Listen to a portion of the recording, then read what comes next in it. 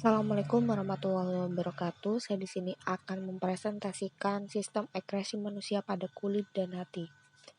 Proses pembentukan getah empedu dan urea. Yang pertama ialah proses pembentukan empedu, yaitu sel darah merah yang sudah tua masuk ke dalam hati. Sel darah merah tersebut kemudian didegradasi atau penurunan mutu dalam hati. Sel darah merah yang sudah didegradasi tadi akan mengalami penambahan zat-zat hasil sekresi pencernaan dan menjadi empedu yang sebenarnya. Sel darah merah yang sudah didegradasi tadi masuk ke dalam kantung empedu. Empedu nantinya akan digunakan sebagai penetralisir racun dalam darah ketika makan. Hati akan mengeluarkan sedikit empedu ke usus halus untuk proses pencernaan lemak. Empedu yang sudah tidak terpakai nantinya akan dikeluarkan bersama feses. Dan ada beberapa zat yang terkandung dalam empedu. Ialah ada air, garam empedu, pigmen empedu, kolesterol, garam anorganik, garam lemak, dan lemak. Dan bagaimana hati berperan dalam sistem ekskresi cairan empedu dan urea?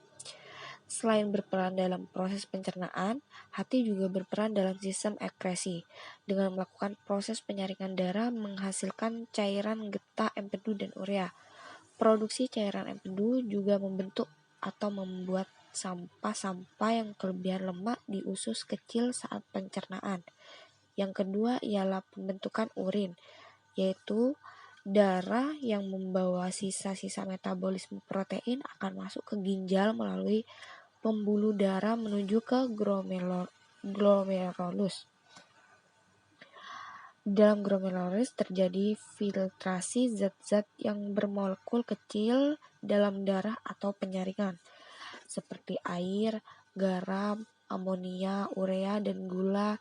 Zat-zat tersebut disebut dengan filtra glomerulus, lalu diteruskan ke tubulus proksimal.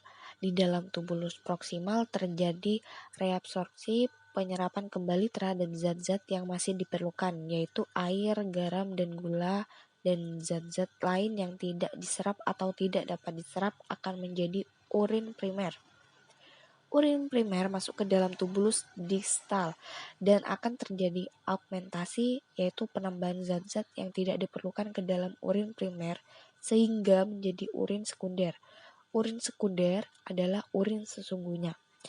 Urin sekunder ditambung di tubulus kolekta, kemudian diteruskan ke ureter dan ditambung kembali ke kantung kemih, akhirnya dikeluarkan dari tubuh melalui uretra. Dan zat yang terkandung dalam urin ialah air, zat warna empedu, kelebihan vitamin dan mineral, garam atau NaCl, urea, amonia, dan zat-zat yang tidak bisa diolah. Yang terjadi ialah proses pembentukan keringat. Proses pengeluaran keringat diatur oleh hipotalamus atau otak. Hipotalamus mampu menghasilkan enzim bradikinin yang bekerja memengaruhi kelenjar keringat. Jika hipotalamus diberi rangsang, seperti perubahan suhu udara, maka rangsang tersebut diteruskan oleh saraf simpatetik ke kelenjar keringat. Selanjutnya, kelenjar keringat akan menyerap air, garam, dan sedikit urea dari kapiler darah. Cairan sarapan ini adalah keringat. Selanjutnya, kelenjar keringat akan menyerap air, garam, dan sedikit urea dari kapiler darah. Cairan serapan ini adalah keringat. Lalu, kelenjar keringat mengirim keringat ke saluran kelenjar keringat, lalu mengeluarkan keringat melalui pori-pori kulit. Sekian penjelasan dari saya. Wassalamualaikum warahmatullahi wabarakatuh.